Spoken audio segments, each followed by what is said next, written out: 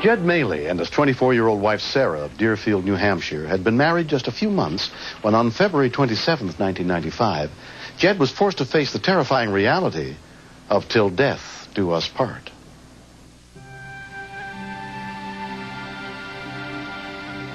We consider each other best friends, and finally did get married, and we have the house that we've dreamed about. You know, we just got back from our honeymoon, and everything was just going so right for us. Hi, Nancy. It's Jed, Sarah's husband. I'm calling to let you know that she's not going to make it into work today. She was coughing and having a hard time breathing. At that point, though, she was treating it more or less like it was something that she could get control of. Okay. Thanks. Bye. You're all set. Sarah's had asthma since even before kindergarten. She knows the measures that she needs to take to get her breathing. So it's best for me to just keep my distance a little bit because, A, you don't want to distract her. B, you don't want to make her nervous. And C, you don't want her to have to talk if she's having a hard time breathing. About a half hour transpired, and I heard her say that she couldn't breathe. Call the ambulance. Call the ambulance. We don't have a 911 system, but Sarah had been smart enough actually to program the number into our phone. Deerfield Fire and Rescue. Hi, this is Jed Maley up on 201 Road. Yes, sir. My wife's having an asthma attack. She doesn't feel like she can make it to the emergency room. Okay. Has she taken any inhaler or anything like that? Yeah, she's got 3 of them, but... It's not doing any good. Right. All right, we'll have the ambulance head right up. All right, thanks. Bye. The nearest advanced life support unit was more than 12 miles from the scene.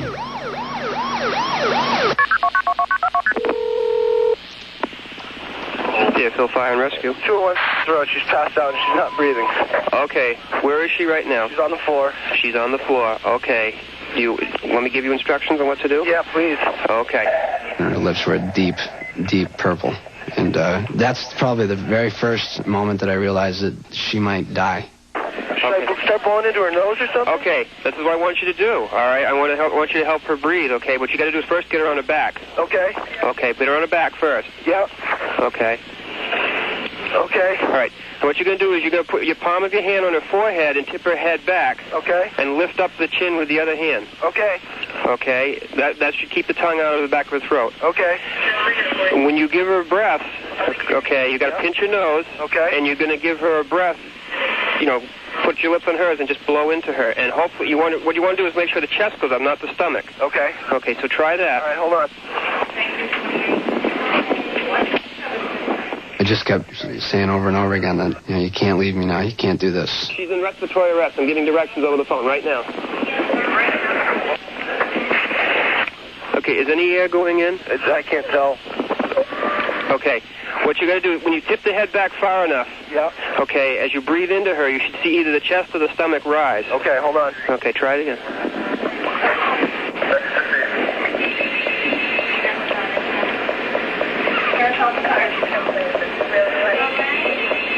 Is anything going in at all? Jed?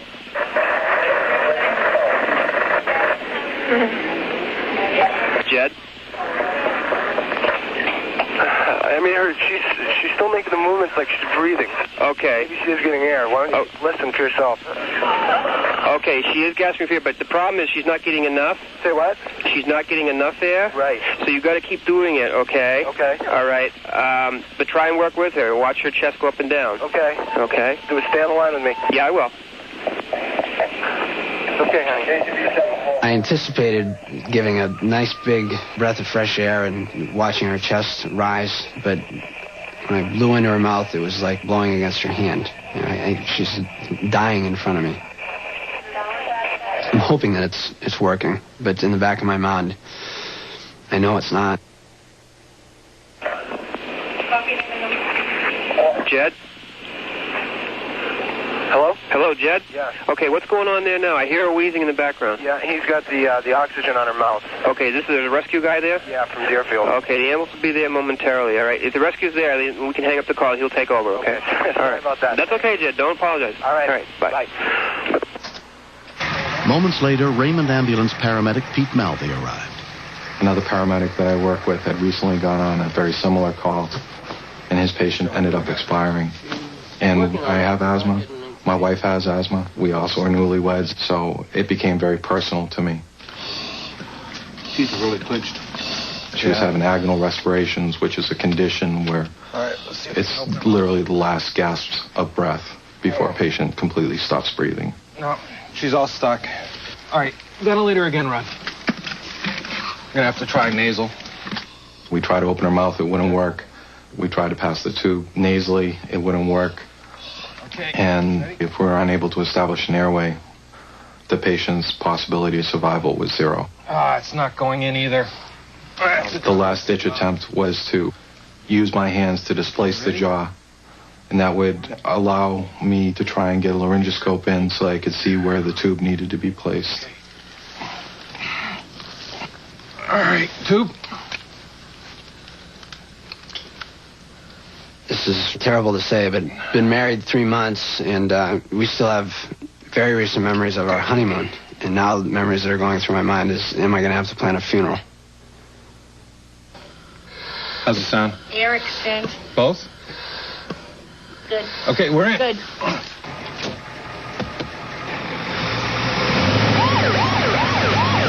How's the bagging going? Really tough. Tight. Okay. Her lungs had basically collapsed onto themselves, so it was very hard to get any oxygen in. It was like trying to push a bowling ball through a cocktail straw.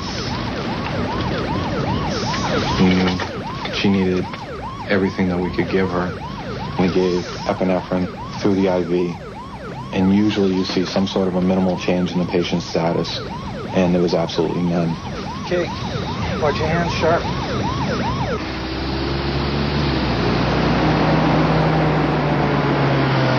I got to the hospital, and one of the members who was riding up front in the ambulance started walking to the back, and I said to her, and I said loudly, "Is she okay?" Is she okay? And she looked at me and she didn't respond.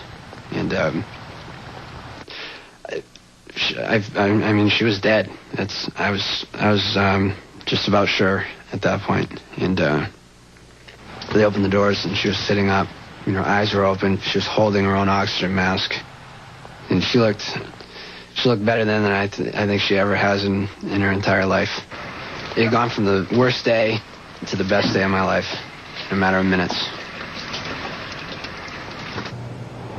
At Elliott Hospital, 24-year-old Sarah Maley was examined by emergency physician Sandy King. Lana, she's pretty tight. You want to get the intubation stuff ready? She was so shut down that air basically couldn't get into her, but she responded much quicker than we thought she would. Lobo, you want to get the, run that into a non-rebreather mask? All the heavy-duty work had been done on the ambulance. They saved her life on the ambulance. Just take some deep breaths. So just get that stuff ready. She sounds like she's loosening up a little bit, so. I'll try to keep her from. Get her to sit. Yeah. Sarah is now under the care of a pulmonary specialist who has taught her how to better monitor her asthma and is treating her with a new medication. Because I've had asthma all my life, I thought for the longest time that I could control it, and they hit me like a ton of bricks. I don't want to say I'm glad it happened, but in a way, it really opened our eyes as far as getting us the help we needed and getting us to take it more seriously. Ooh, turkey burgers for vegetarians, the real red meat for the rest of us. Pete is just a great person. He saved her life, and he made all the difference. I didn't even know how you say thank you to something like that. Just on the West Coast. If he hadn't done what he did, I'd be a mess. There you go. Look at myself. There was a sense of accomplishment that not only had I helped the patient, but I had helped the husband. I began thinking about what if it had been my wife instead of his that day. And I think somewhere along the line, I was working Sarah for Jed. There's no doubt the system is what saved Sarah. There was a speed dial. The husband had the state of mind to be able to listen to the dispatcher's directions. The rescue members arrived fairly quickly with oxygen, and our treatment was extremely aggressive. If any link in that chain had been broken, Sarah wouldn't have made it. everybody made a difference. Everybody touched her, and she touched everybody. We're going to salvage it? Yes! All right. Save your wife, save a bird. It all works out.